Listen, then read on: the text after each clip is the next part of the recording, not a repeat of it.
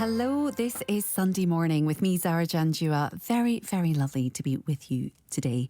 Now, over the next couple of hours, and in light of the recent comments from the Pope suggesting that the Catholic Church should consider extending blessings to same-sex couples, I'll be discussing how inclusive and accepting religious institutions are for LGBTI plus communities. I'll be hearing about the worrying rise of racism in schools and the negative role social media is playing. Also, a new documentary from Estonia that's gathering plaudits and praise. We'll hear how Smoke Sauna Sisterhood reveals the generations of women who have found a space to share and bond with each other.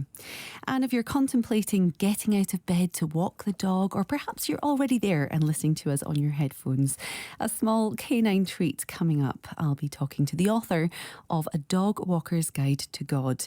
And I think perhaps summer might truly be over now, don't you? Well, let's just embrace it with this opening track from...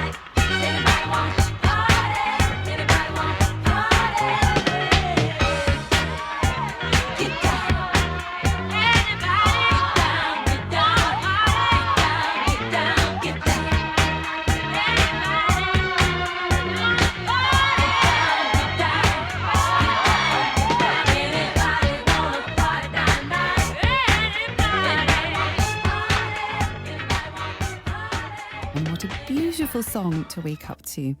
Now, just a few weeks ago, Netflix unveiled the eagerly anticipated final season of Sex Education.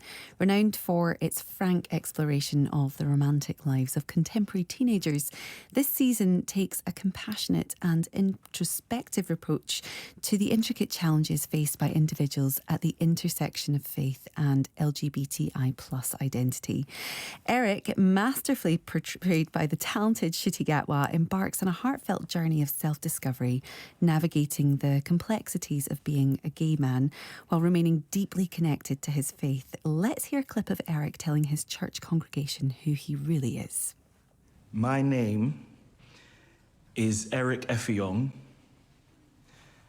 and I'm a Christian and a proud gay man. I know a lot of you feel that what I've just said is sinful and that I need to pray for forgiveness, but you're wrong. My heart is torn because I'm in a position where I have to either choose to hide my truth and live in pain, or be honest and lose my community. Such a powerful moment there from this latest and last series, of course, of Sex Education. That was Ncuti Gatwa. If you haven't seen it, I don't think we'll have any spoilers for you, but we'll be aware of that because, of course, there are many, many fans of the show. But what does life truly entail for those whose faith doesn't fully acknowledge their identity? Well, recent comments from the Pope suggesting that the Catholic Church should consider extending blessings to same-sex couples have ignited conversations about the evolving inclusivity and acceptance within religious institutions. And joining me to delve a little bit deeper is Gerard Swan, the chair of the charity Quest, which is a pastoral support group for LGBTI Catholics, and the minister at Broughton St Mary's Parish Church in Edinburgh, Reverend Loreen Lafontaine. And a very, very warm welcome to you both this morning. Thank you. It's good to be here. Lovely to have you with us. Hello. Now, Loreen, Eric's story, it's not an unfamiliar one, is it, unfortunately? But what about your own journey discovering faith and your sexuality? Did you grow up perhaps in a religious home? I actually didn't. You can tell I have an American accent. You sure do. Yes, yes. And so I grew up in a non-Christian home, but my great aunt took me to church periodically when I was a wee one. And it was because of her, as well as being recruited, of all things, to play basketball at a Christian college, university, Whitworth College, where I became a Christian. Mm-hmm. And it was just a fascinating experience to find this bit that was missing, but my great aunt had taken me to church, so it kind of, I knew it was there, kind of this mystery. I was always curious about this larger purpose in life. Mm-hmm. And so became a Christian, but also was struggling with who I was in terms of my own sexuality. And at that time, it was not a favorable outcome to say, oh, by the way, I'm a lesbian. Mm-hmm. And so I tried to be very straight and such. And but I was very curious, so I changed my major to religious studies and philosophy, and I wanted to delve into it. And what do you do with a religious studies degree after you graduate? I ended up in a small church in Portland, Oregon as a youth minister. And then I went on to graduate school at Princeton Theological Seminary. And along the way, it just confirmed that I was called to ministry. I wasn't sure how to reconcile it, but yet that I would be able to. Mm-hmm. So lots of challenges for you, Loreen. Oh, and Gerard, is that something that rings true for you too, Loreen's story? Yeah, absolutely. Good morning to both of you. Good morning. Yeah, very much so. It's funny, when I was listening to the clip you played there from Sex Education, I hadn't seen it yet. It's on my hit list for this month. It was just, there was this mix of joy and sadness. Yeah. I think he represents someone who's about 18, 19, 20 in the series. Oh, how I wish I could have made that statement. What a joy, and what a different life path. And I don't regret my life path at all. But what a different life path I would have led, and perhaps spent a lot less money on therapy than I have done over the years. I was born and bred a Catholic. I was born into to parents, one of whom was Catholic, One wasn't, my dad. But my dad very much supported my mum's Catholicism. And so it was part of my life from birth. I went to primary schools that were Catholic, secondary schools that were Catholic. And in terms of my sexuality, I knew I was gay. I didn't realize what it was then, but I did know about my difference from the age of 4. But from the age of 4, I also knew that there had to be a silence around that, that there had to be a protection around what I revealed about myself. And I think the significance of asking any child to withhold themselves. And I was just going to say that I'll finish that with the significance of making parental love at those critical stages of development are so life-changing.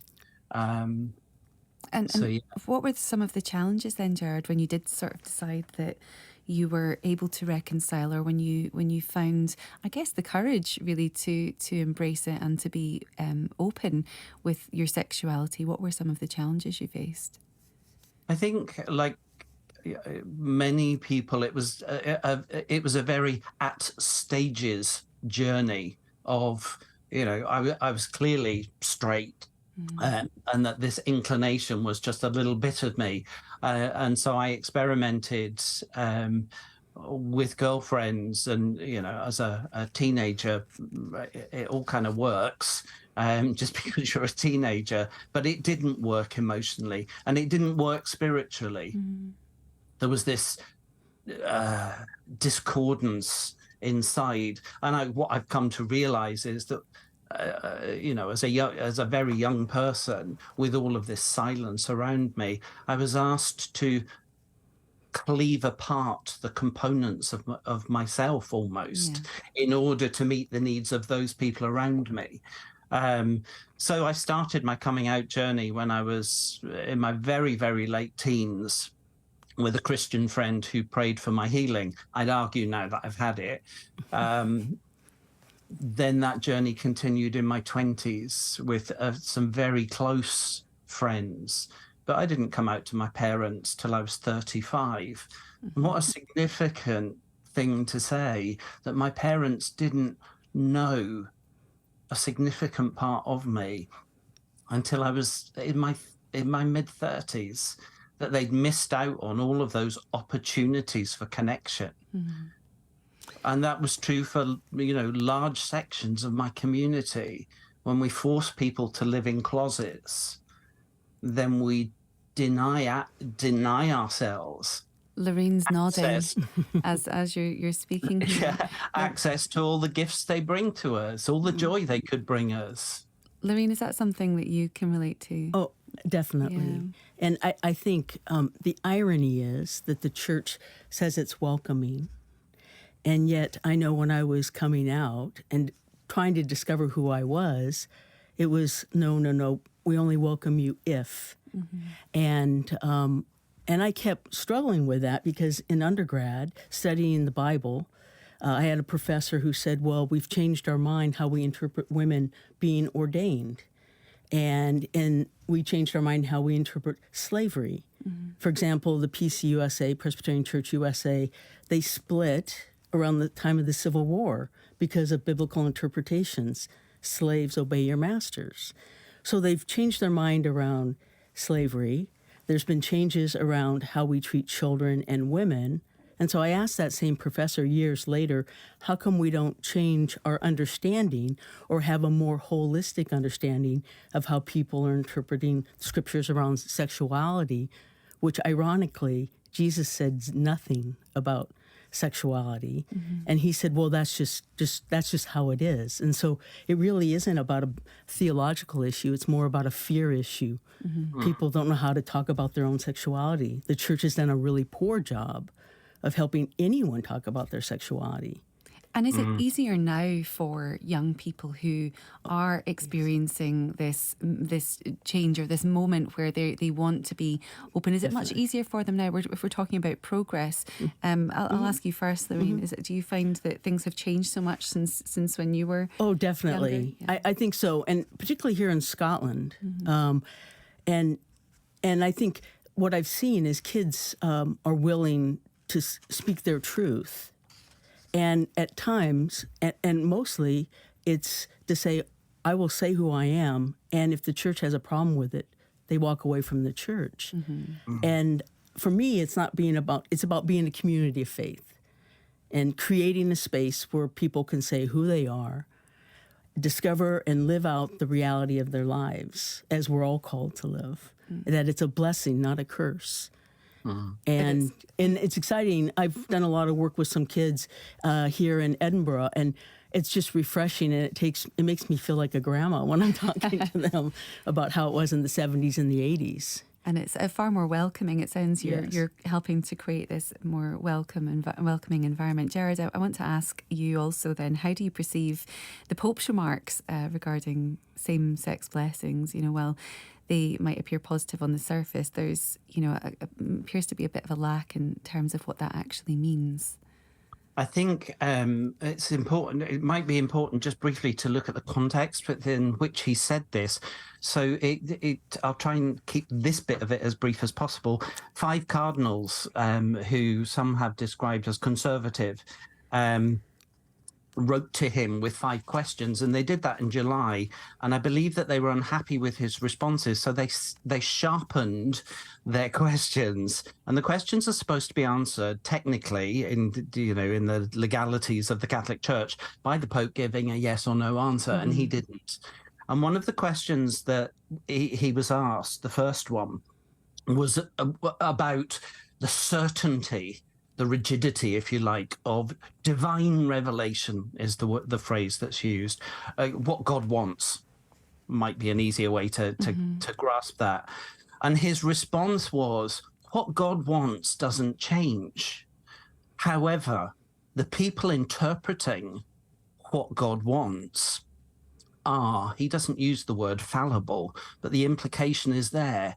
And over time, it's their understanding of divine revelation that changes. What God wants never changes. And I guess how society is also interpreting interpreting as we progress and as life changes. Absolutely. It's absolutely fascinating.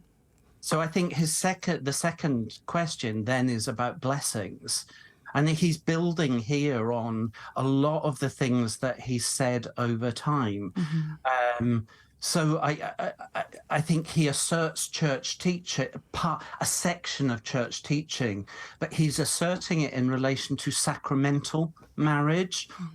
And it's important to distinguish, I think, between when marriages happen in the UK, you have very often in the Catholic Church, it all happens in that building. In Germany, you go and register your civil marriage in a place of registration.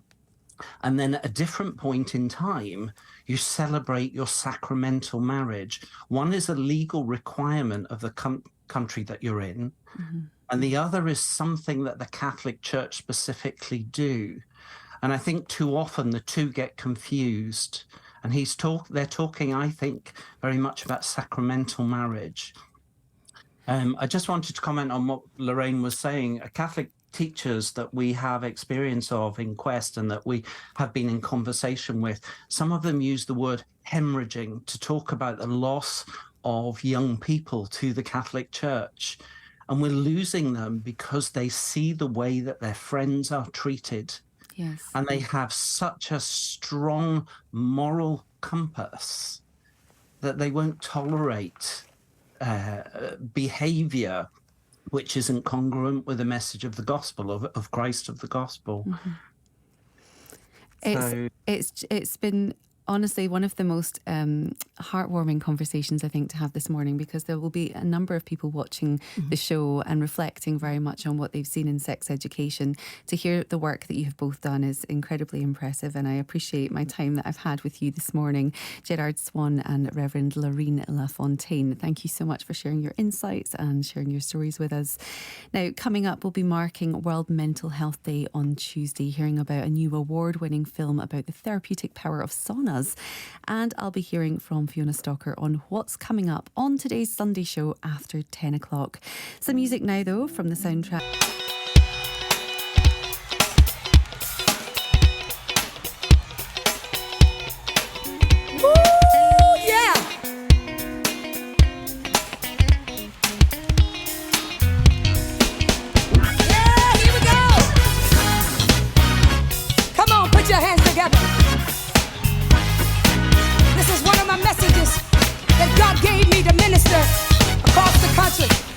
Says, I'm coming out with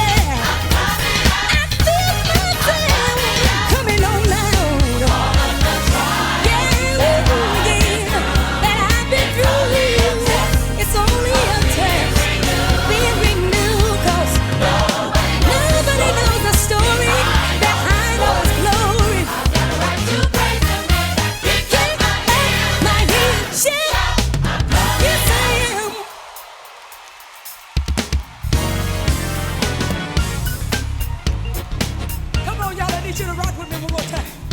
Come on, one more time. You're listening to Sunday Morning with me, Zara Janjua. Coming up at 10 is the Sunday Show with Fiona Stalker, and Fiona joins me now. Good morning, Fiona. Good morning to you. Good to speak to you, Zara. Well, yeah, lots happening this morning. A lot of people may be waking up overnight to the news and the pictures from Israel. Fighting continues between Israel and Hamas militants this morning. We will have the very latest. Also back home, the dust is settling after Labour's victory in the Rutherglen and Hamilton West by-election. We'll hear from the Scottish Labour leader Anas Sarwar as his party gets its conference underway in Liverpool. We'll have a look at what it means for the SNP and crunch the numbers a bit with political science professor Ailsa Henderson. Flooding continues to impact huge parts of the country. I'm in Glasgow at the moment, Zara. It's not too bad, but I believe it's moving a bit further north at the moment. So we'll bring you right up to date. And of course, we'll have a look at the Sunday papers. Our guests this week are Shona Craven of The National, the Scotsman's Rachel Amory, and Kieran Maguire from The Mirror. So all that and more on the Sunday Show with me and Martin Geisler on BBC Radio Scotland and BBC One, Zara, from 10 o'clock. Oh, Fiona, fantastic. And I have to say, it is definitely still raining. Is it? It's a wee bit wet. Have you got in much Dreich. flooding? Wee bit wet in Dreich. Well, when I was driving through last night, there was Yeah. quite a lot of flooding, and I did spend some time looking through the pictures online and seeing some of quite the dramatic, disastrous isn't it? flooding, really. Yeah. The train lines in particular. Yes. Some communities are really badly affected. But we'll so- have CPAT speaking to us this morning, so we'll be able to give our listeners a bit of an update there. Excellent. Stay Thank safe. you very much, Cheers. Fiona. Thank you. We'll look forward to that. Now, in a few minutes, the life of an artist whose late blossoming talent was forged during an intense period of her life when she was under the therapeutic care of the controversial psychiatrist R.D. Laing. A new exhibition of the artist Mary Barnes' work has just opened in Glasgow. More about that after this classic from Michelle Shocked.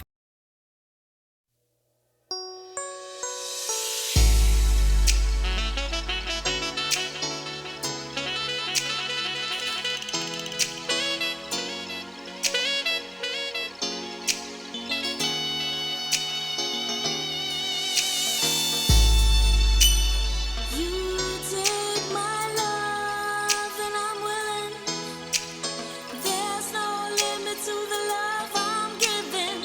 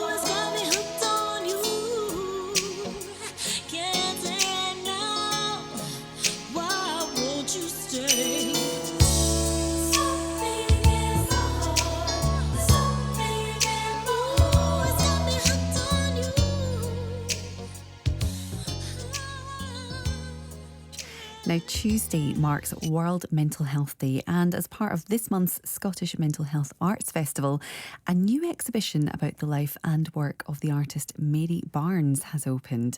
Her artistic awakening began under extraordinary circumstances. A mental health crisis led to treatment by Scottish psychiatrist R.D. Laing, a controversial figure in his field.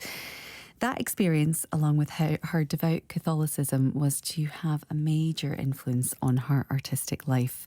Well, joining me now to tell us more about Mary Barnes and the exhibition of her work showing in Glasgow this month is the curator, Victoria Tischler, Professor of Behavioural Science at the University of Surrey, and Ninian Stewart from Falkland, who was also a friend of Mary Barnes. A very good morning to you both. Good morning, Sarah. Good morning. Lovely to have you with us.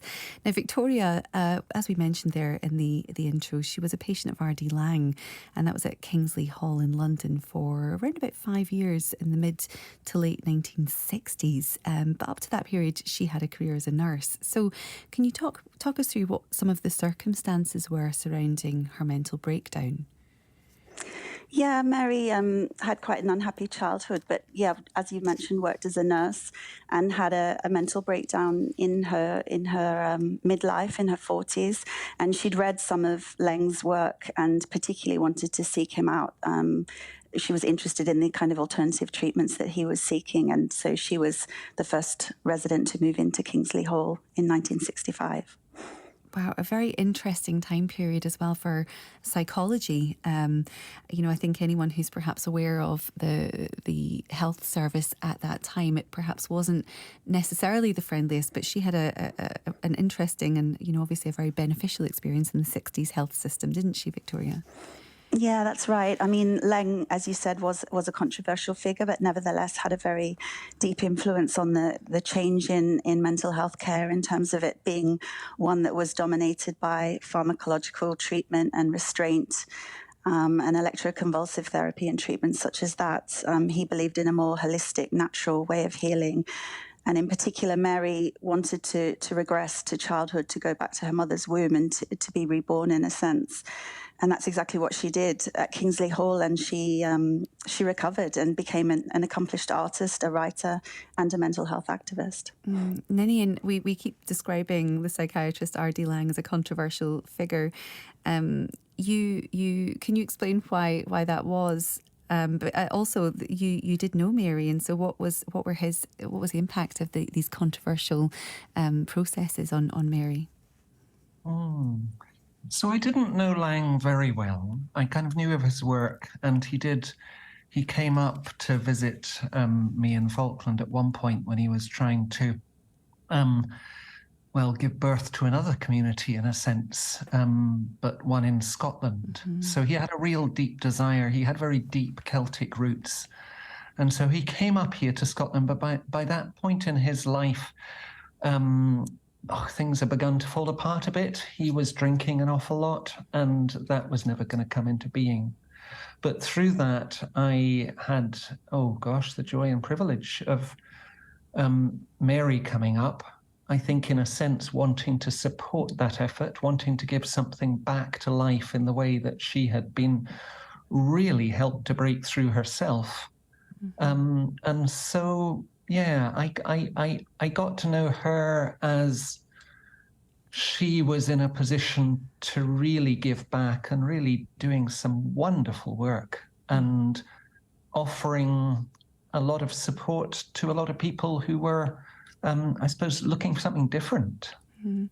Ninian, as a friend of Mary Barnes, you've mentioned there that she was in a position to give back. Did you feel that, from her experience she'd had in mental health, that she was really able to help others? And was she doing that just through her artwork, or was she doing that in other ways? So she was doing that through she was...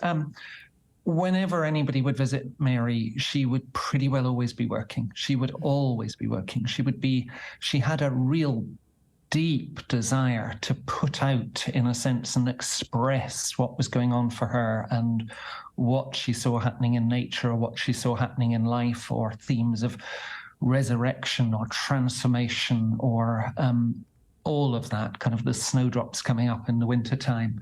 So she was certainly painting, and she was working with clay, and she was writing, and she would talk to anybody who would listen to her. So she was going around and doing the circuits of talking in different places in Nordic countries, in Germany. She was always on the go. She had a deep, almost in some ways, she had a deep interiority. She was quite a contemplative woman, but she was also, she became an evangelist, really, because she just, what had happened to her was so powerful, and she really wanted other people who were in often really stuck situations to get a sense of what it could be. And then, so how much did religion play into her artwork, and what was the journey that she went on with her own religion and sort of connecting that, the artwork, and her mental health, Victoria?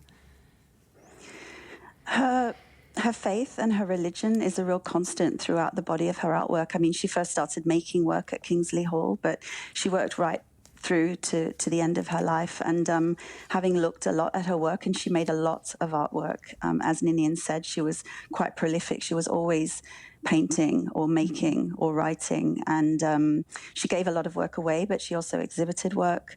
There's three main themes, and one of those themes is her deep faith. The other would be her connection, her human relationships, and the third would be her connection to Scotland and the Scottish landscape, which I think is much less known in terms of her body of work, which is often associated with Kingsley Hall. But the faith is very fundamental to her artwork, particularly images of crucifixion, of resurrection, rising from the dead, and lots of biblical references as well, and lots of images of Madonna and the Mother of Christ recurs again and again and again. Really, really beautiful images that almost glow. And she had this very distinctive way of painting with her fingers, so the work is very almost three-dimensional and very deep, rich colours as well. It sounds like there are many themes she took from therapy into her artwork. We're talking about that kind of the rebirthing and those really profound moments that within religion that she has portrayed. I'd love to find out more about the artwork, because obviously, Victoria, you've spoken about it in detail there, and obviously we're on the medium of radio, which is very difficult to explain what a beautiful painting does look like. But Ninian, I wonder if you could expand a little bit on what Victoria has already said about the painting and about the artwork that was created by Mary, because there's almost three-dimensional, I think was where Victoria was going. Yes, so for me, Mary's work, which I'm kind of living with at the moment, because I've kind of got a lot in. She left me a massive body of her work, and some of it is in Glasgow at the moment, and I'd encourage anybody to go and see that there. We're going to be doing something in Falkland in Fife in February, kind of bringing it out. So the work expresses what I think is, often people just cannot express with words. And so the kind of the breaking down, the traveling through, the human spirit, it's almost, I don't know, there's a sort of almost a shamanic quality. But I think what she does, and I think this goes back to kind of early Celtic spirituality in many ways, is she works with both nature and with the word, in a sense, the kind of book of nature and the book of the word. She kind of works with narratives and stories from her own Christian faith, but also nature is always there. And so, winds and waves and movements of water and kind of nature coming through is just, it's visceral. And I think for me, it's quite hard to talk about breakthrough or going through terrible times.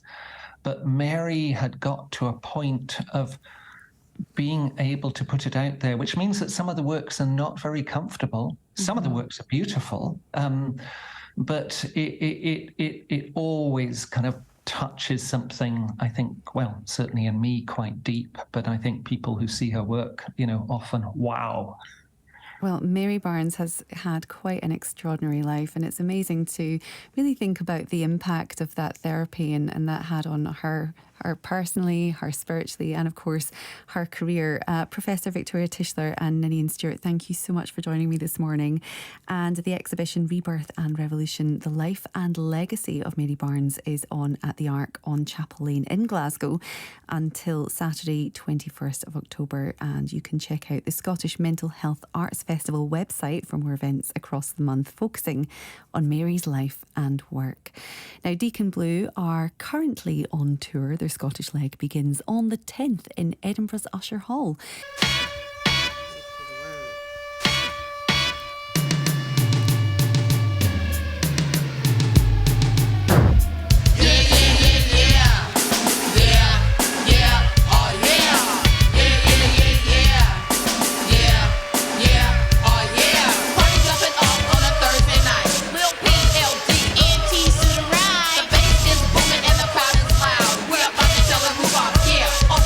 Style,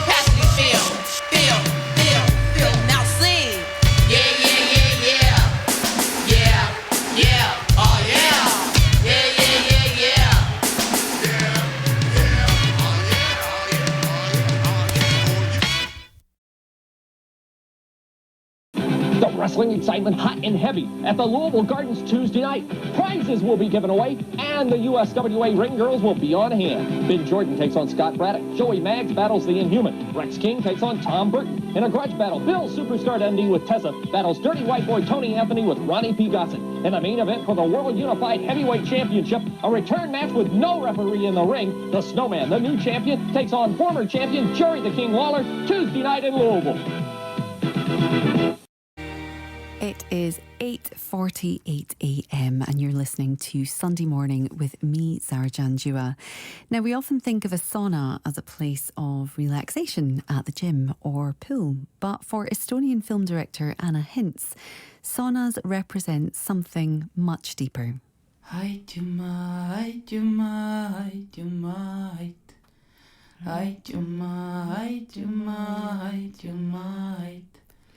As part of the native culture of her homeland, they are a space for women specifically to share bonding and cathartic moments of intimacy. In fact, Estonian saunas are so ingrained in the way of life, they are UNESCO protected. Anna has captured the intimacy of this sauna culture with her debut feature titled Smoke Sauna Sisterhood. The film won Best Documentary Directing Award at the Sundance Festival earlier this year and comes to Scottish screens next week. And I'm absolutely delighted to say that Anna joins me now. Hello, good morning, Anna. Good morning. Good morning. Good morning, and congratulations on the success of the film at Sundance. It's a beautiful film. I had the pleasure of watching it this week, and you know, in the film we do see a very different sauna to perhaps the ones that we would know and be familiar with here in the UK. Can you tell us a little bit about the culture of saunas in Estonia? And this film is especially talking about smoke sauna, and smoke sauna culture is under UNESCO protection. And smoke saunas used to be the places where women gave birth, wash the dead, and heal. And I come from that culture, and for me always it was my granny who said that whatever you have felt or have experienced, this is like a cosmic womb that holds everything and hears you out, and through that empowers you. So it's a very special, magical space without electricity, house, wooden house in nature in southeast Estonia.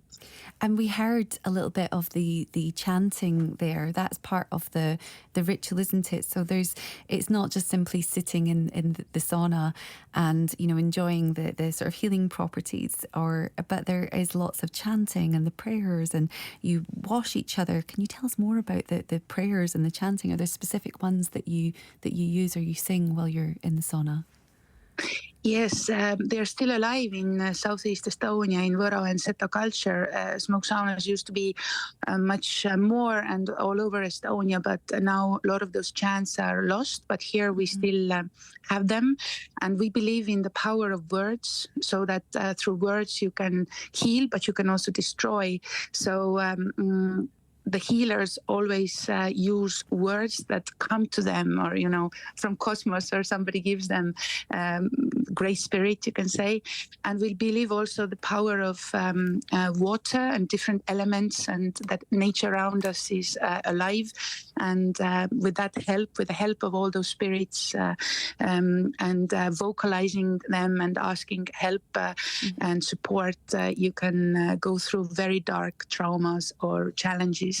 Which is something that very much does come out in the film. But I'm wondering just a little bit more about the culture here, because is sauna something that you would go to weekly? Is it something that is a ritual in that sense, or is it a special occasion to visit one of the smoke saunas? It is something that you do every week with your family when you are in the south, but also there are special auspicious days connected with, for example, summer solstice or winter solstice. Also before funeral or after giving birth, you go there like with a baby, and then there are special chants for that baby, and or before the funeral you go there. And then also there is autumn time, like actually we are in that time right now, we call it spirits time, where you also heat up smoke sauna for your ancestors, like dead ancestors, who can come there, or with whom you can communicate. You can say that like that.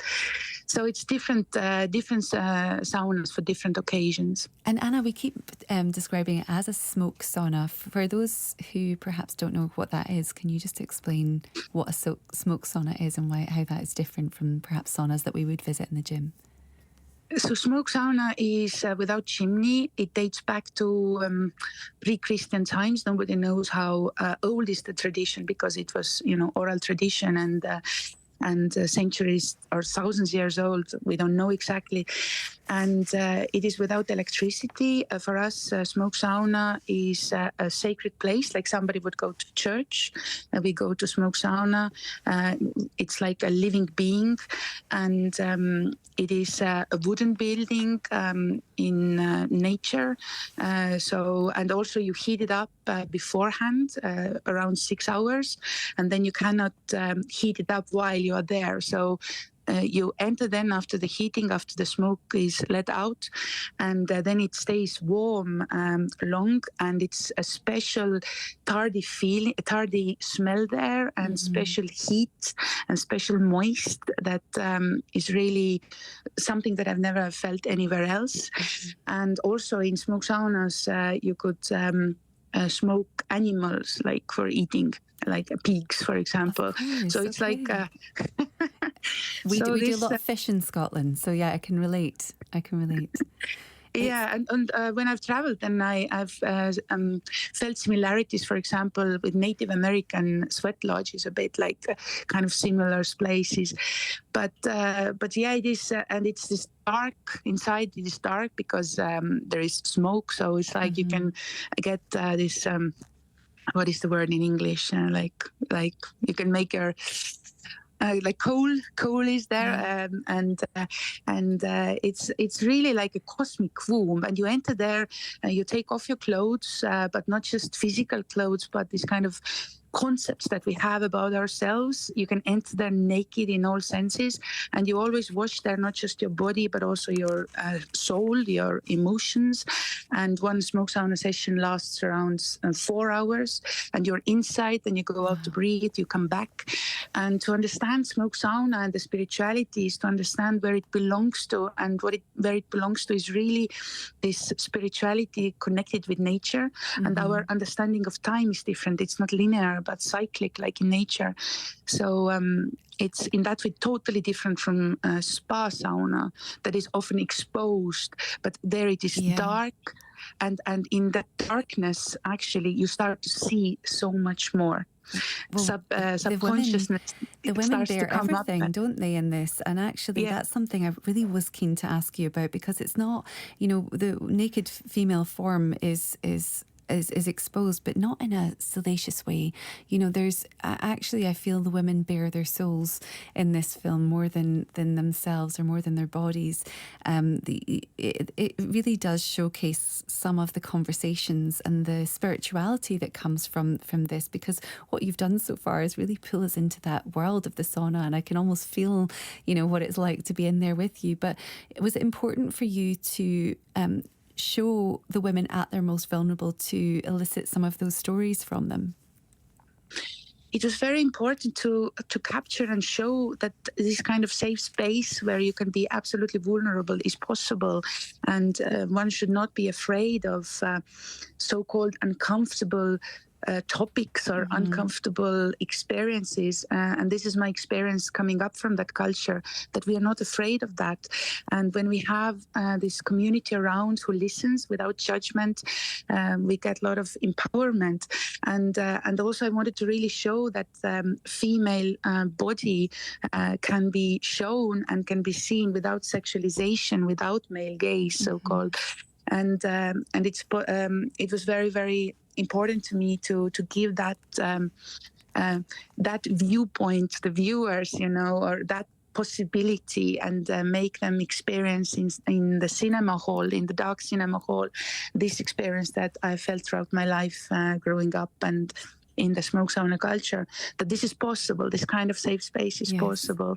Thank you so much, Anna. The film was really beautiful and some very powerful, emotional moments within the film. There's some fantastic stories that really pull you in and make you feel part of that sisterhood. So thank you to Anna Hintz, director of Smokes on a Sisterhood, which opens in selected cinemas around Scotland this month. And if you're in Glasgow on the 13th, Anna will be introducing the film in person at the Glasgow Film Theatre. Still to come before 10, I'll be finding out the significance of adopting a new name in your chosen faith, and we'll find out what we can learn about God while out walking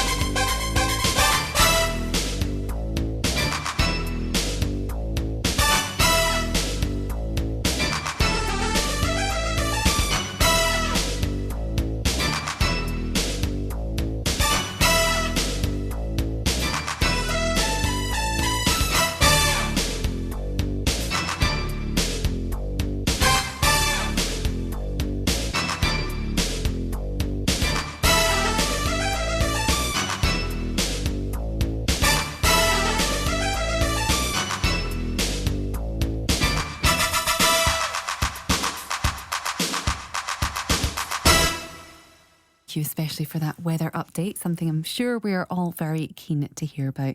Now, this is Sunday Morning with me, Zara Janjua. Coming up before 10, what's in a name? Well, often quite a lot when it comes to your religious identity.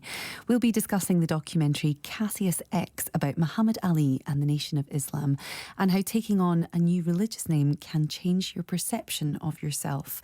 Plus, we'll be hearing how dog walking can connect you to God in surprising ways. And in a moment, as statistics are revealed about the rise of reports of racist incidents in schools, we'll examine what's behind these figures. But first, here's a classic from Frida Payne. It's Band of Gold.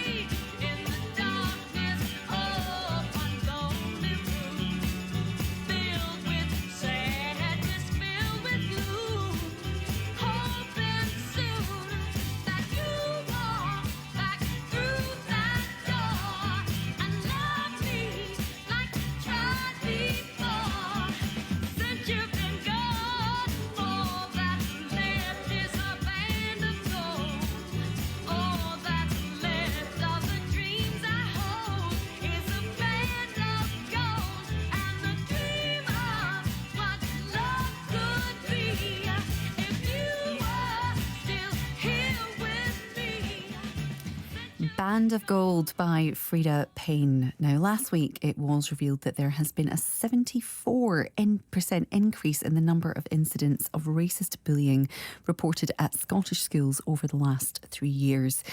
A Freedom of Information request reported by the Times newspaper showed that there were 2,075 racist incidents recorded in primary and secondary schools across councils in 22 and 23.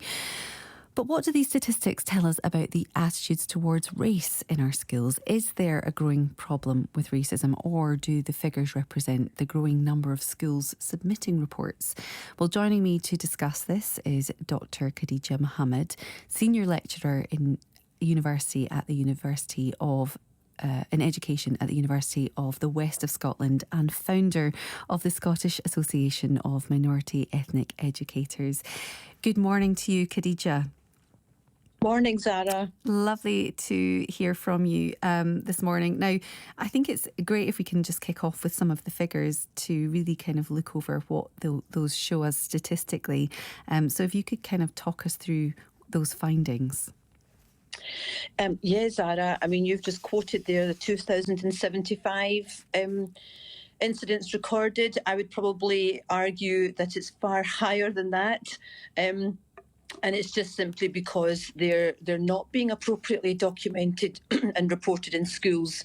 And oftentimes we see that they're documented under other terms such as bullying and other.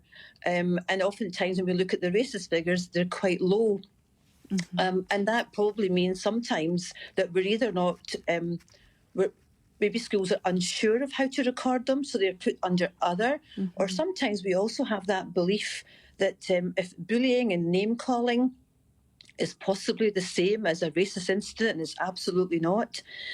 So it's about better understanding of the incidents and also acknowledging, and that's a huge thing, to acknowledge a racist incident has happened has a number of implications for schools. So I would say in a positive way, actually, Zara, not in a punitive way.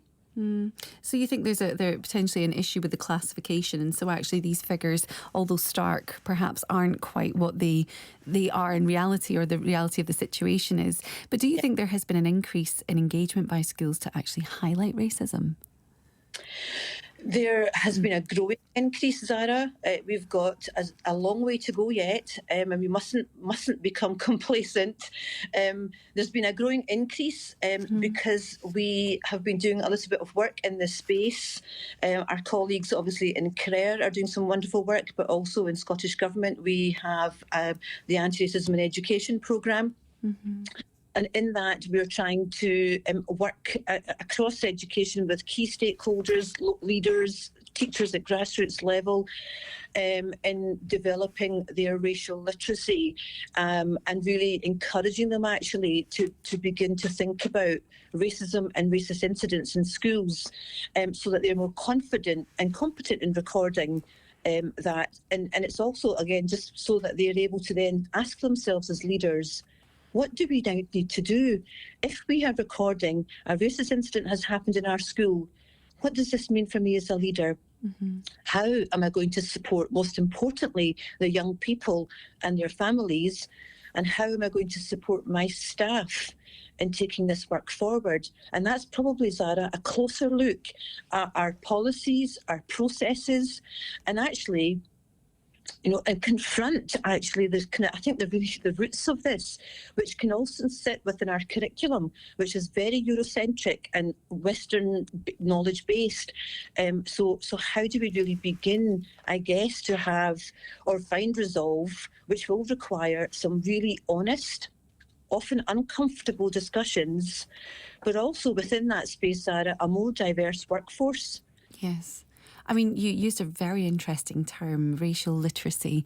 I suspect that when you do this work you do in anti-racism and education programme, it's very much about empowering teachers and people in authority to challenge themselves to understand what, when they see racism, you've already mentioned the problems categorising racism or incidents as being racist, that perhaps they're classed as something else.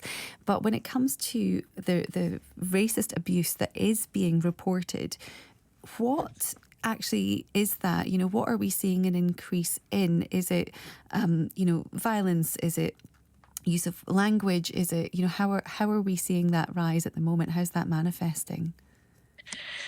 Just as you say, Zara, it's manifesting in many ways.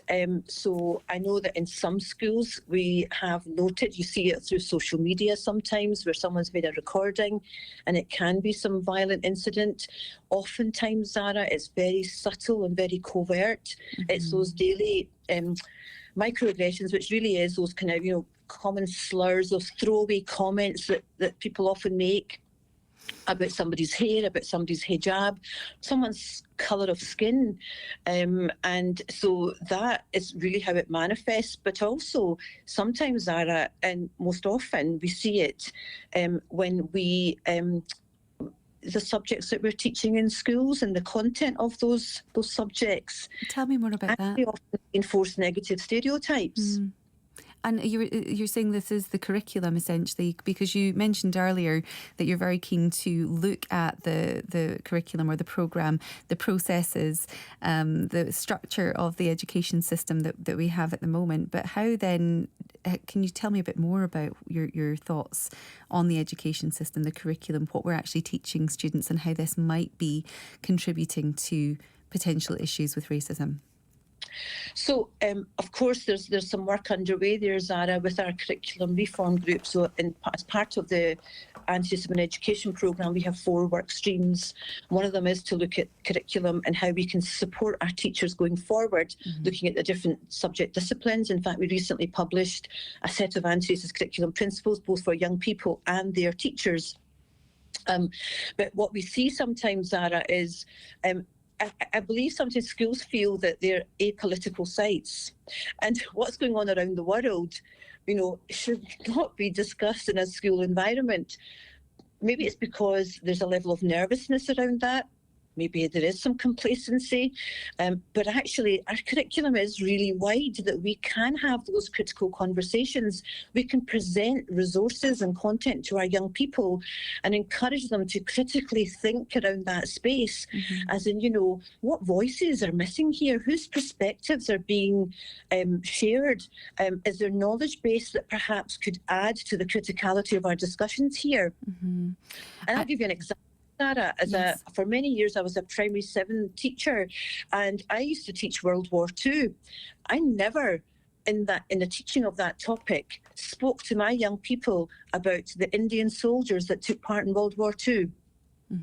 Now, you may ask why. It's probably because I was raised in Scotland and I went to school in Scotland. I never learned about that part of the history. It didn't feature in the curriculum, or of course my teachers didn't take that opportunity.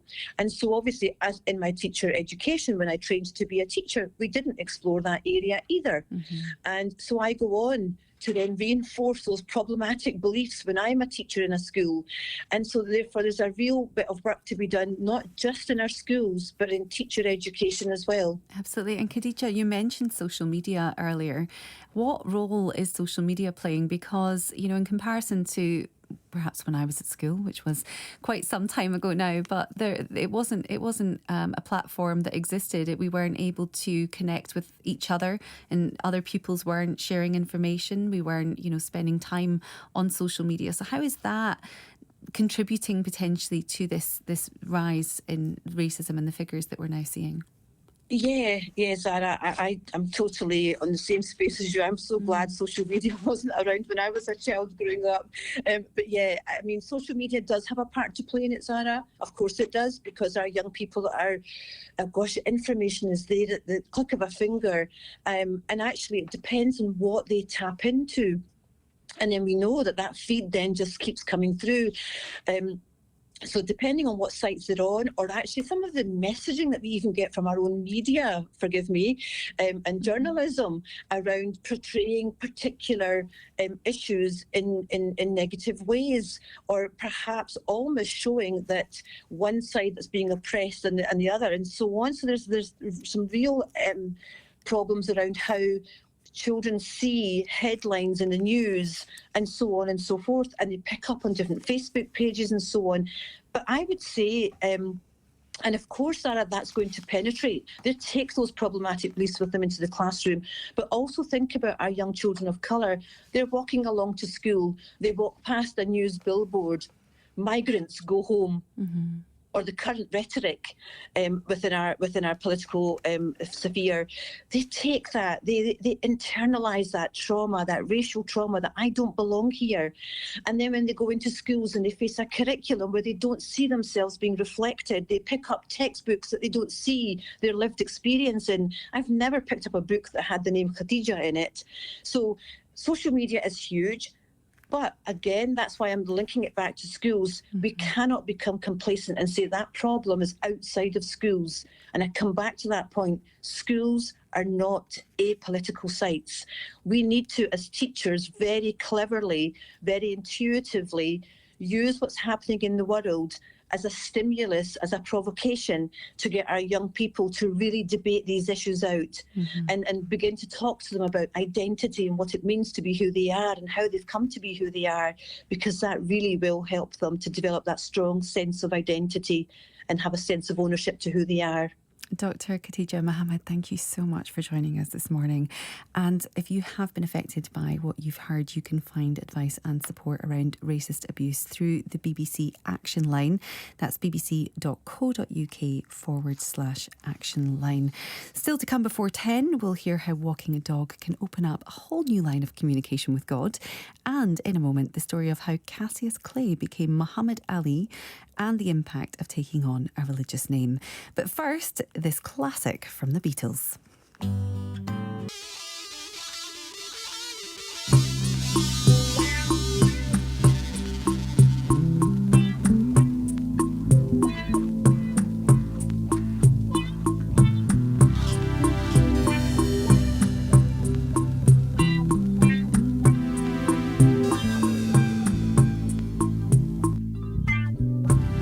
Blackberry molasses, one of the things that never change. You gotta keep pushing on, the sun don't rain all the time. There's gonna be some heartache and pain. Woke up Sunday morning, got a little bad news today. They say my life ain't worth living, and time is slowly ticking away. Don't think that I'm going crazy, 'cause thoughts keep running through my head. I know I gotta be strong, gotta hold on. Sometimes I'd rather give up instead. Seem like I'm better off dead. Blackberry molasses, oh, blackberry molasses, never change. It'll never change. You gotta keep pushing on, the sun don't rain all the time. There's gonna be some heartache and pain. Heartache and pain. Don't tell me how to live my life after all that we've been through. Don't wanna hear about your hardships, 'cause I've been there myself a time or two. Still life goes on if you just keep holding on. So many things to survive. Once you realize there's no such place as paradise, at least in my eyes. Blackberry molasses, one of the things that never change. You gotta keep pushing on, the sun don't rain all the time. There's gonna be some heartache and pain.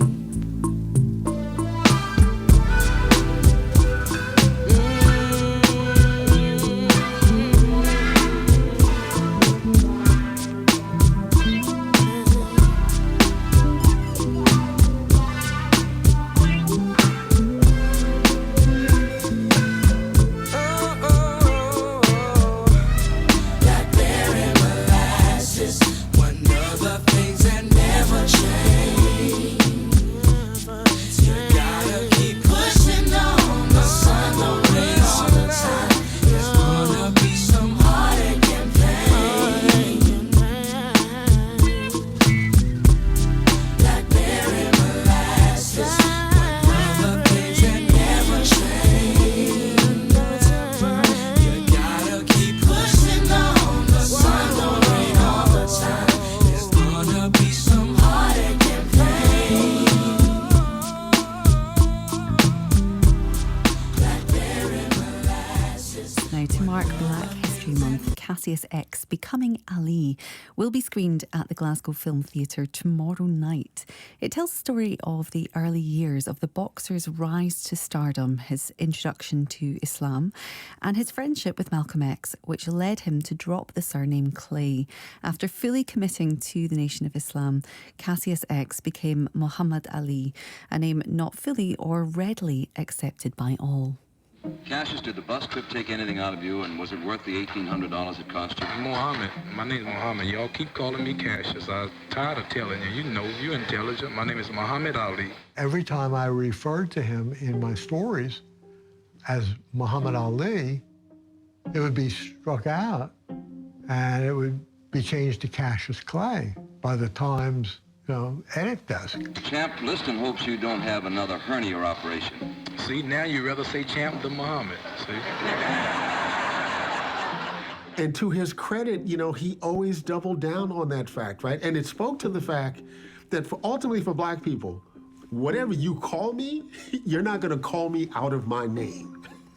A very powerful clip there from Cassius X becoming Ali. But what was so significant about his name change, and how does changing your name impact on those who adopt a faith? Is it an important part of the process? Well, I'm joined now by Dawood Duncan and Salim McGroarty, who both reverted to Islam in their 20s. Welcome to you both.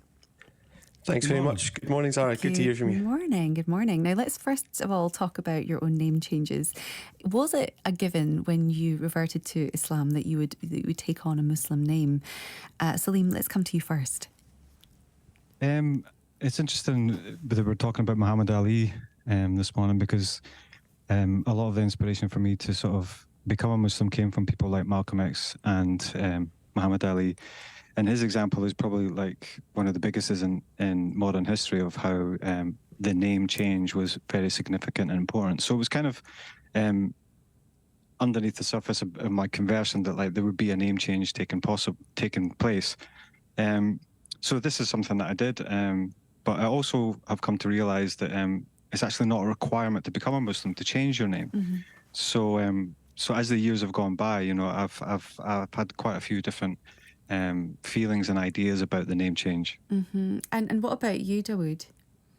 Yeah, I would say that I became Muslim in 2006, and it was kind of assumed definitely at that time that it was something to do. And to be honest, I was working in hip hop, working in African American culture at the time as well, and I was kind of taking on DJ names and kind of changing them around and so on. And I must say that when I took on this name of Dawood, it kind of like really fit with that culture at the time, and it seemed like 100% the right thing to do. And was it an important part then of the process? I guess if you are taking on a new religion, did that then feel it was becoming part of your identity? And so therefore, did it feel natural to have a new name to go along with that, Dawood? Yeah, 100%. I mean, the thing about Islam is, I really do remember being younger and hearing the story of Cassius Clay changing to Muhammad Ali, and also I remember Cat Stevens changing to Yusuf Islam, and I remember these stories when I was wee because they made me think, wow, this person's not just changed a wee bit. This has kind of gone to the kind of a fundamental level of who they are and how they live their life.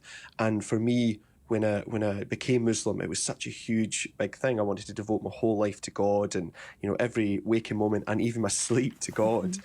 So to change my name, yeah, it really did fit well.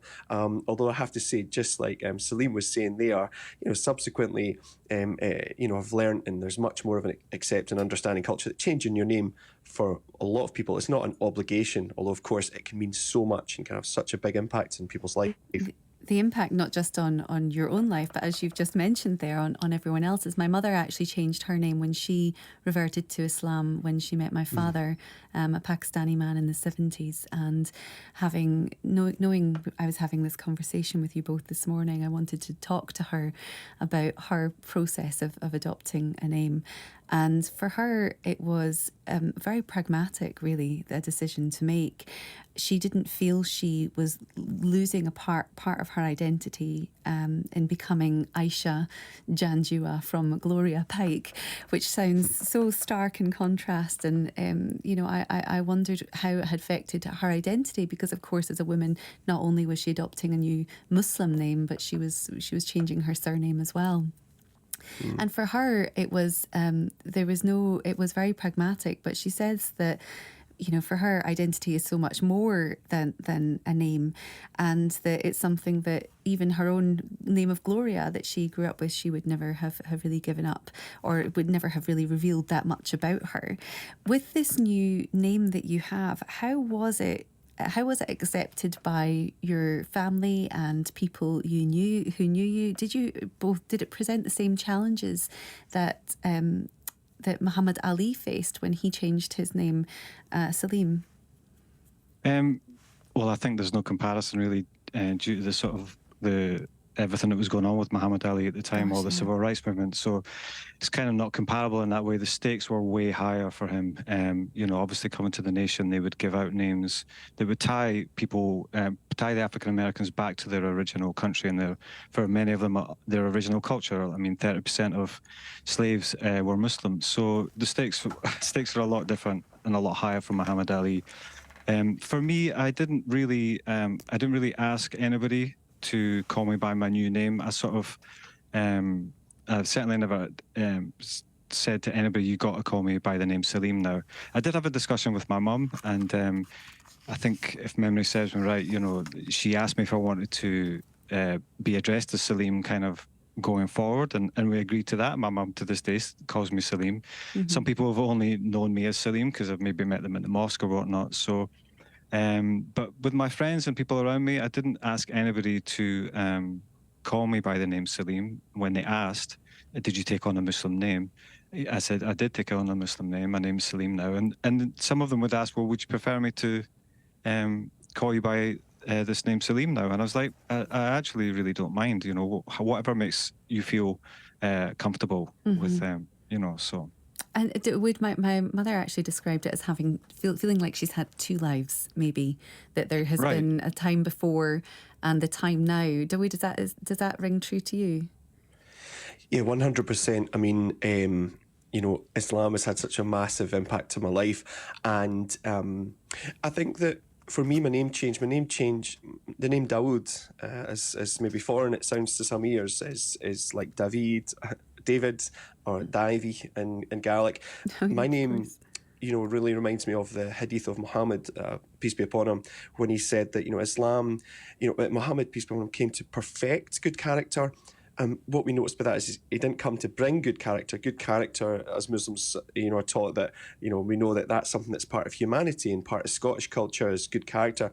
You know, I've changed my name to Dawood. If someone calls me David, well, it's the same name ultimately. But for me, it's just a subtle change to just make sure that I can be kind of the best I can be. And, you know, if someone became Muslim and they said, should I change my name? I would put that forward to them. You know, as Salim was saying, when it comes to Muhammad Ali, you know, he was a victim of one of the biggest crimes in humanity, if not the biggest crime in humanity, the transatlantic slave trade. For him, changing his name was a hugely positive move away from an awful, you know, trauma and so on. And, you know, you find people, okay, it's not comparable, but you find that people who become Muslim might want to move away from a past life and move on as well. So that's absolutely something that can happen. And, you know, it could be bigger or smaller for other people, I would say. And Salim, to reflect on Muhammad Ali's experience, at what point did it shift? Was it very much in line with the civil rights movement that his name change was finally accepted? How did that all play out in public?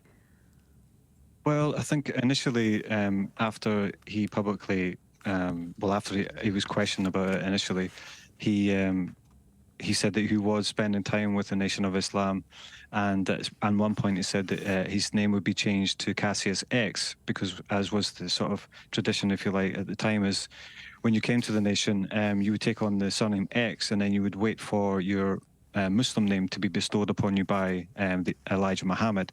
So there was a period where he was Cassius X, and then when Malcolm X and Elijah Muhammad were having sort of differences, it's discussed in the movie that as a kind of almost as a play by Elijah Muhammad, he publicly named Cassius X Muhammad Ali. So that's kind of how it played out. And I'm just wondering, for anyone perhaps who is listening and is thinking of reverting to Islam or thinking about a name change, perhaps, if you have any advice on how you choose your own name, how do you go about doing that? And as a sort of an entry to this, my mother's didn't choose her own name. It was my aunt who chose it for her. And it was very political, actually, for reasons to kind of have her accepted within the family and within the community, to come to Pakistan as a Scottish woman. And Aisha was the name of the Prophet Muhammad's, peace be upon him, third wife. And so it felt very accepting. It was very, it was definitely a power play, I would say, within the family. But how do you arrive at choosing a name?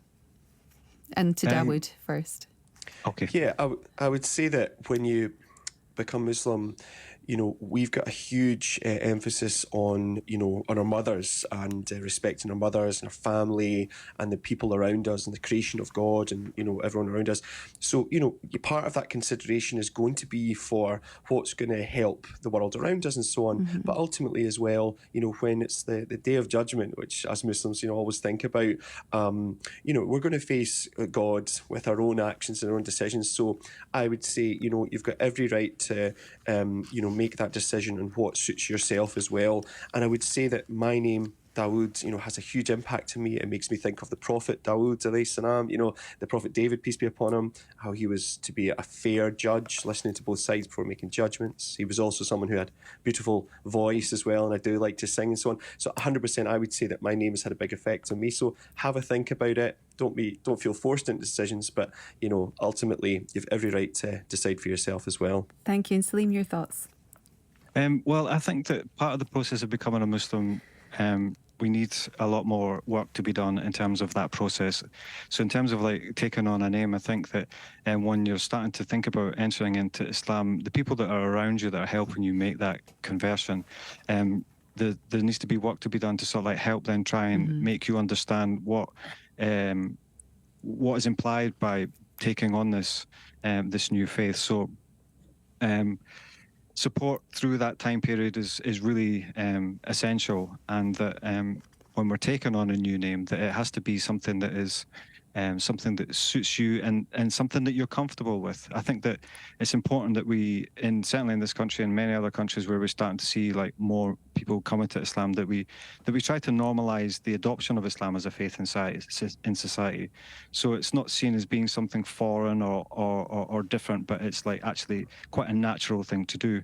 Thank you. So in that transition around us, the people around us can hopefully bring us to the point where we can make the decision as to whether we want to take on what could possibly be seen as a foreign name, and it might be difficult or challenging for us. Whereas I think that if we continue to keep our own names, then that doesn't send so many ripples across the water in terms of people around us and in society. And I actually think it would help normalize the idea of Islam being part of this, a part of society. That's very interesting perspective as well. Thank you both so much. Wouldn't it be amazing if we all just chose our own names to begin with? Thank you so much to Salim McGroarty and to Dawood Duncan. And you can catch Cassius X Becoming Ali at the GFT tomorrow at 8:15 p.m. and it'll be followed by a Q&A with Stuart Cosgrove, who wrote the book the documentary is based on. Still to come, what can we learn about God while walking the dog? Well, we'll be taking our lead from the author of a new book called The Dog Walker's Guide to God.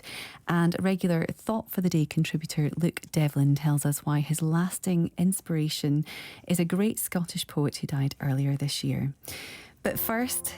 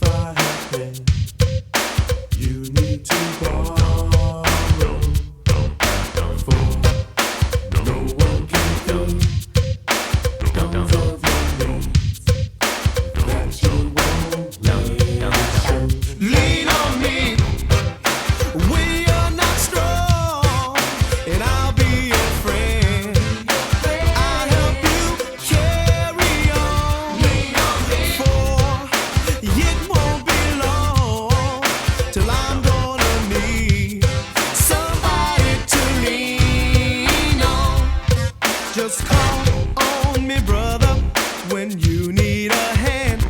We all need somebody to lean on. I just might have a problem that you'd understand.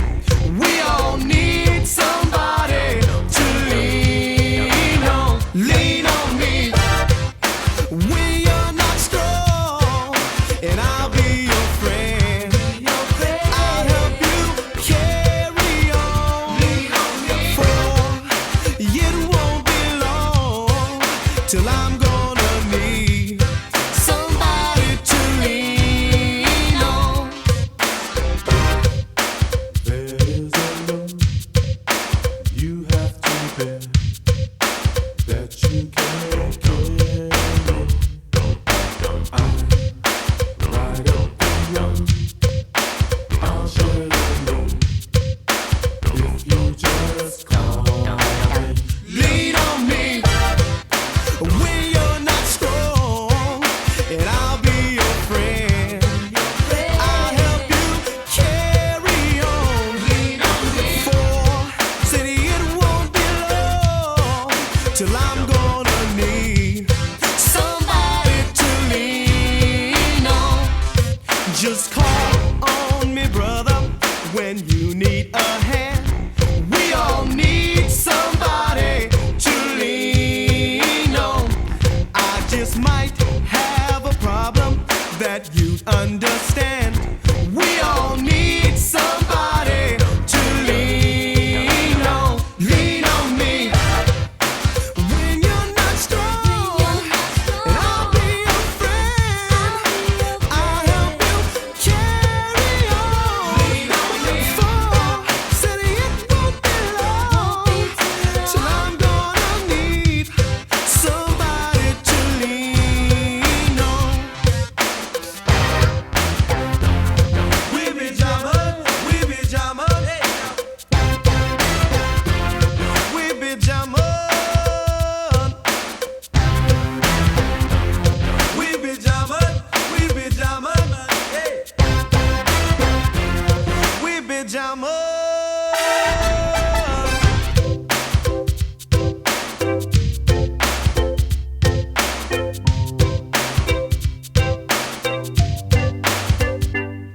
Just call me when you need a friend. Oh, baby, now. When you need a friend. Oh, baby, now. When you need a friend. Oh, baby, now. When you need a friend. Early in the morning now. Pump it up, homeboy, just like that. Pump it up, homeboy, just like that. Definitely one you sing along to. You're listening to Sunday Morning with me, Zara Janjua. Last weekend on the programme, we had the privilege of visiting the Wigtown Book Festival. As part of its 25th anniversary celebrations, we came live from the main room at the county buildings with guests including Sir Michael Morpurgo, children's author Patrice Lawrence, and poet Marjorie Lofty. We had some lovely music from the aptly titled Bookshop Band, and the award-winning author Kate Moss told us why she's inspired by the night. I'm a great one for lurking about at night, I'm afraid, but I go to bed very early. And when I'm writing, I get up very early. I start work at about 3:30 or 4. And for me, that is because that liminal time between the night and the day is when you are least tethered to, you know, the kitchen and the kettle and the dog and the dishwasher and whatever else it is that will become, as soon as the light comes, you'll go, oh God, I've got to do that. So I've always liked that. And I write ghost stories as well. And I think that the thing is that we forget is that until electricity, and of course there are many people in the world that don't have that still, that people lived much more closely in touch with night and day in the seasons. And the idea that nights were dark. You know, when the sun went down, that was it. Mm-hmm. And that, of course, for novelists is the perfect moment, because is there a ghost there? You know, often people say to me, do you believe in ghosts? I said, that's not the right question. The question is, have I made you believe in ghosts? The idea that in the corner of your eye, you've just seen something move. And so in the night, you kind of give yourself back to all of the stories of every single woman and man and anybody who walked the earth before you in those spaces. And it's very fundamental and it's very restoring. That was Kate Moss discussing her love for the night. And you can catch up on the whole programme on BBC Sounds by searching for Sunday Morning. Now let's take a dip into our series on places, people and things that bring inspiration and nourishment. This week, Luke Devlin, Director of the Centre for Human Ecology, shares the influence that the Scottish poet and writer Kenneth White, who died this summer, had on his life.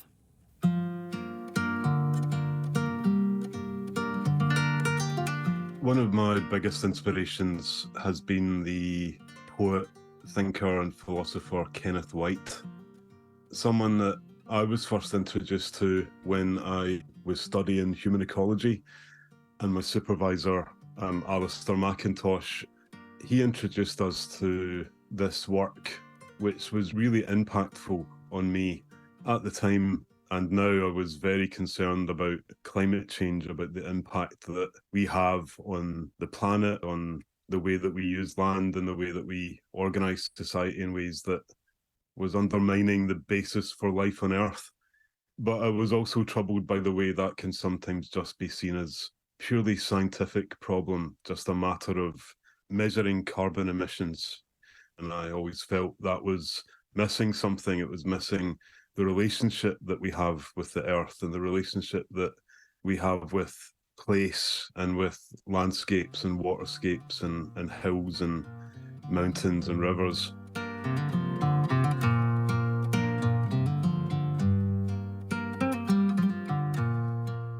So when I came across the work of Kenneth White, I was very moved by the way that he saw what he called geopoetics as a new way to think from the ground up, a new way to understand being human in this time, in this place, wherever we are. This was influenced by his childhood growing up on the West Coast in Ayrshire and his walks on the moors and hills and coasts there, as well as his later life. He spent most of his life in France, where he was very respected as a thinker.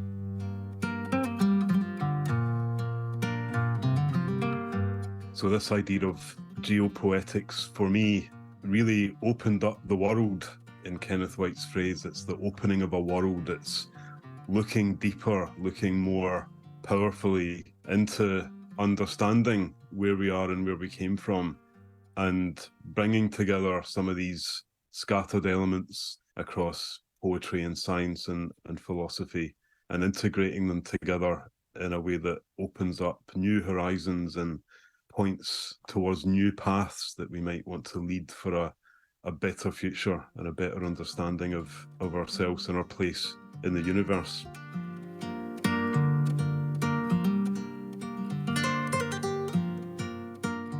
Specifically, one of the books that influenced me and influenced my own work was called On the Atlantic Edge.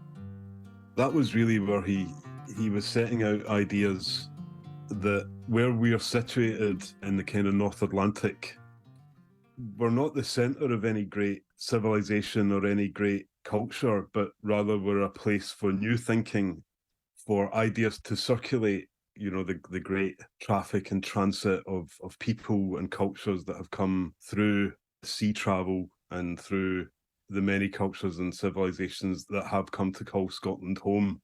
This is actually a place for thought, a place for ideas, and also that the most meaningful thinking and profound insight can really come from ordinary circumstances, from very ordinary life. So he was someone born in the Gorbals in Glasgow, grew up in Ayrshire, very, very typical ordinary Scottish background, and yet became a very, very leading, profound thinker and poet. You don't need to have any special elite background or privilege in order to have a real impact on the world and a real influence on people's lives.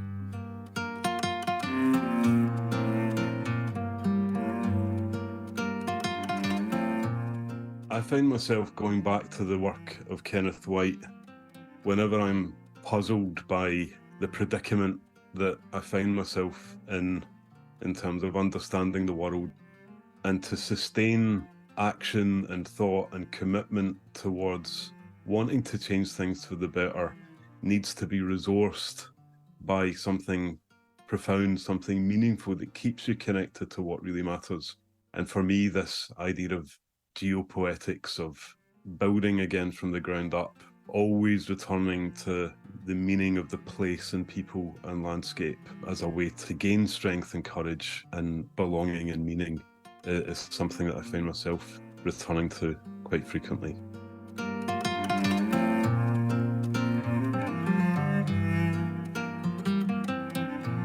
That was Luke Devlin sharing his thoughts on Scottish poet and philosopher Kenneth White. On the way, how walking the dog can open up pathways to God. And to get us in the mood, here's Dolly Parton with her ode to a special furry friend. Mary Mac, dressed in black, silver buttons all down her back, high low, tipsy toe. She broke a needle and she can't sew. Walking the dog, just a walking bird dog. If you don't know how to do it, I'll show you how to walk the dog. Come on now, come on, come on. That's my mama for 15 cents. See the elephant jump the fence. He jumps so high, he touched the sky. Never got back till the 4th of July. Walking the dog, just a walking the dog. If you don't know how to do it, I'll show you how to walk the dog. Come on now, come on, come on. Mary, Mary, quite contrary. Tell me, how does your garden grow? You got silver bells and you got cockle shells. Pretty maids all in a row. Walking bird dog, just a walking bird dog. If you don't know how to do it, show you how to walk the dog. Come on now, come on, come on. Oh, oh. Just a walking. Just a walking. Just a walking. Oh yeah. If you don't know how to do it, I'll show you how to walk the dog.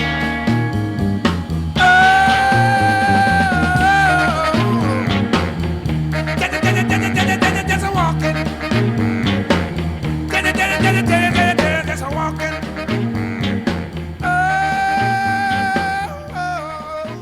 Now, today, animal lovers in Edinburgh are being offered the chance to take their favourite pet along to Greyfriars Church in the centre of the city to be blessed as part of the annual celebrations marking the Feast of St Francis.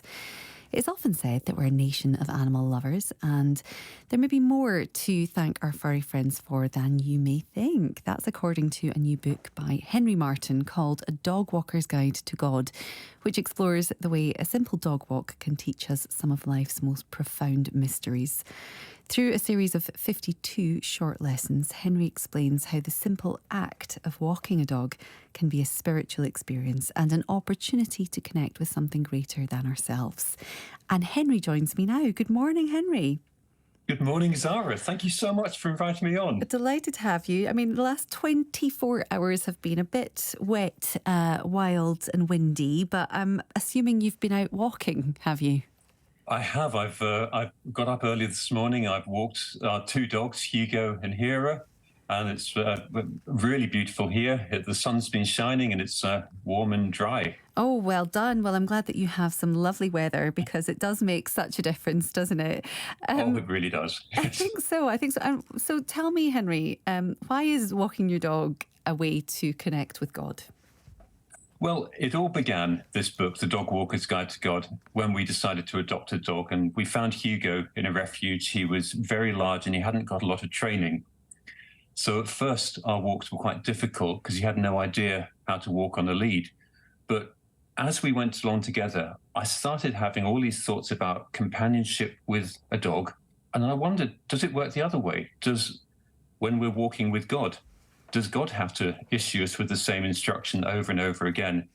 Because Hugo needs to be told, heel, heel, heel all the time, which is a bit tedious. And I thought, does God ever find it tedious to say to me, love, forgive, trust over and over again, or whatever instruction I'm not getting? So the whole process just enabled me to think more deeply about my relationship and human relationships with God. And were you particularly spiritual before? Were you connected to your faith before you had this idea? Or was this something that really did develop as you started writing the book? No, I've in a earlier part of my life, I was a vicar and a prison chaplain, and I had a dog. But now I've got a bit more time on my hands. I'm an artist and an author, so I just had time to write these thoughts down. It's very inspiring, really, that a dog walk can not only have inspired this greater connection to God, but also a new career for you, which is as an author. During these walks that you were taking with the dog, you mentioned the dogs. You mentioned that these thoughts were coming up. You were asking about, is God finding it tedious to kind of tell us the same messages? But why then do you think dogs in particular, opposed to any other animal, might help forge that strong connection to God? I think our human relationship with dogs is unlike any other relationship we have with any other species. We have pretty much created dogs to be our companions. We took friendly wolves and we bred them to be exceptionally friendly and well disposed to humans, and dogs can't really survive without humans. But I also look to the creation stories and how God created humans really to be companions more than anything else. I'm not quite sure what our purpose is for God beyond being companions. And so I think there is a similarity. We're created to be God's companions, and we have created this breed of animals to be our companions. I have many friends who talk about when they have dogs, their connection to them, and it gives them a real sense of purpose in life. Perhaps maybe friends who haven't had children. How does that kind of sense of duty and purpose to a living being forge spirituality or help with your connections to God? Dogs have an incredible capacity to love and to forgive and to keep on and on loving. Dogs don't hold grudges, and we can learn so much from them. I think arguably humans are far more intelligent than dogs. We certainly have more capacity to reason, but dogs have a far greater capacity for joie de vivre.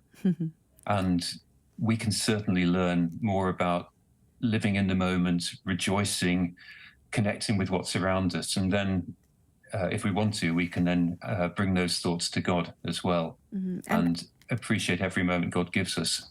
Henry, you talk about Pavlov's dog, conditioning dogs to salivate at the ringing of a bell.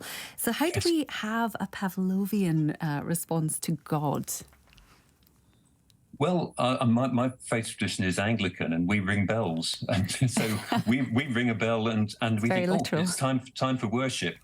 But I think we have various rituals. Sometimes we might find a quiet space, we might kneel down, we might light a candle, and those are all ways of prompting us to say, this is now time for God. In very much the rustle of the bag says it's time for food to the dog, and the dog has a ritual also about how he's fed. But it prepares us to really concentrate and enjoy our encounter with God or with the dinner bowl, depending on our species. Well, it is a very, very beautiful book. Lots of fun illustrations and some really lovely, lovely lessons in there. Henry, will you be heading out with Hira and Hugo today? We are actually taking them on holiday down to the Pyrenees. So, yes, we're leaving them in the car later because we're in France. That's why the weather's so nice here. I was very suspicious when you said the weather was lovely, and there we go. That would be why. Well, yes. Henry Martin, it has been such a pleasure to speak to you about your new book, and I hope that you, Hugo Hira, have wonderful, wonderful walks out in France. Thank you so much for joining us. And Henry's book, The Dog Walker's Guide to God, is published by Darton Longman and Todd and is out now. And that's all from me this week. If you missed anything on the show this morning, you can listen again via the BBC Sounds app. Just search for Sunday Morning with Zara Janjua. The Sunday show is on its way with Fiona Stalker and Martin Geisler. And then it's an afternoon of sport before Gary Innes kicks off an evening of music. I'll leave you with one last piece of music myself. This is the Pet Shop Boys and Dusty Springfield with What Have I Done to Deserve This? Bye for now.